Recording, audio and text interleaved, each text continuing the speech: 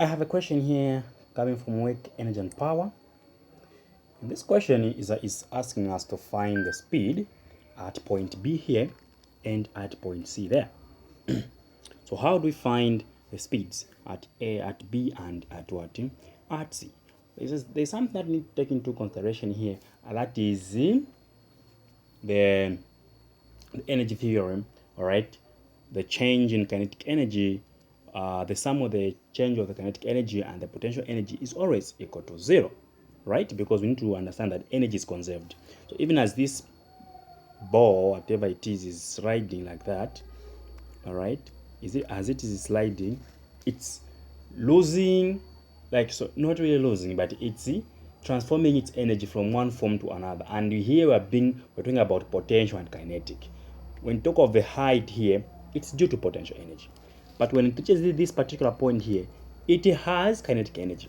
As it is moving, energy keeps on changing, kinetic potential, until it reaches the other side. So that is the equation that we need to take into consideration here. All right, so what is that equation? Change in kinetic energy plus the change in gravitational potential energy, this should always be equal to 0. All right, which we symbolize as half m v squared final, okay, the change in the kinetic energy, right?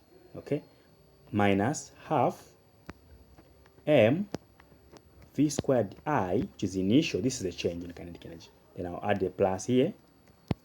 Change in potential energy is just m g h final, this is the potential energy, minus m g h initial. So this is the equation that is going to guide us in solving problems A and B. So when we look at part B here, what do we have at B? Do we have the final height? The final height here is 0, but the initial height here is 80 centimeters, 2 meters, you get 0.8 meters. Even the speed given here should convert it to meters, which will be 2 meters per second. Just divide 100 there. Are we there? I hope we're moving together. So having done that, so for part A, our initial velocity is 2 meters per second. All right, our initial height is 0.8 meters. Our final height is 0. And we are looking for the final velocity. All right, we're looking for the what is the speed. So that is the final velocity. All right, so using this equation here, let's go. So we have half. Remember that mass is common. Mass there and mass there and mass there and mass there. Mass will cancel. So this will just leave me with v squared f minus half vi squared plus, even here I can factorize this one and this one, so I'll end up remaining with g h final minus h initial. Then I can plug it, and this is equal to what? 0. Oh, this is equal to 0 like that. Right, so we're looking for this guy here. So our friend is v squared f over 2. Here we have half, velocity is 2 squared, plus gravity, we can use 9.8 to be specific. Then final is 8. Sorry. Final is 0. 0 minus 0.8. This is equal to 0. So we have this f2. This one just give us 2. And we end up having minus. So get a calculator. So 0.8 times 9.8. I'm having 7.84 is equal to 0. So adding these two. So I end up having v squared f over 2 is just equal to 9.8. I'll cross multiply. My vf squared is equal to, so multiply this by 2, 19.68. Square root. I end up having my final velocity there as 4.4 meters per second. That is how we do it. That is at A. At B, sorry.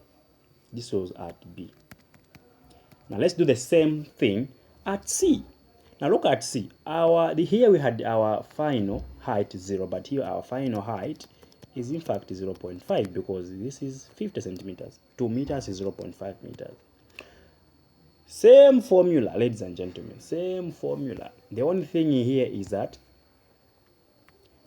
At C now we have our initial velocity is still 2 meters per second. Our final velocity is what we're looking for.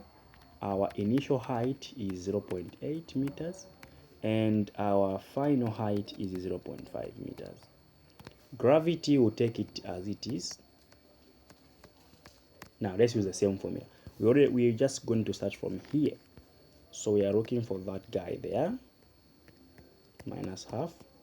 Here will still give us that, plus 9.8. Now here we have 0.5 minus 0.8, and this is equal to 0. That's the only thing that is different from this.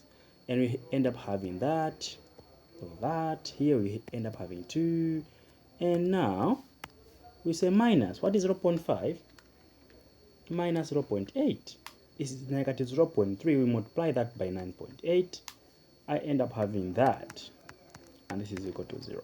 So 2 plus 2.94, well, I'm having this one,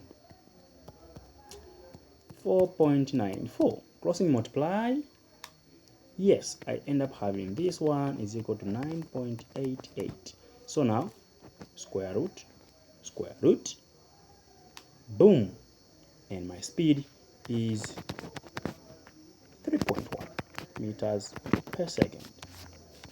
Can you fail to do this? If you are given a same scenario, I doubt. Cheers.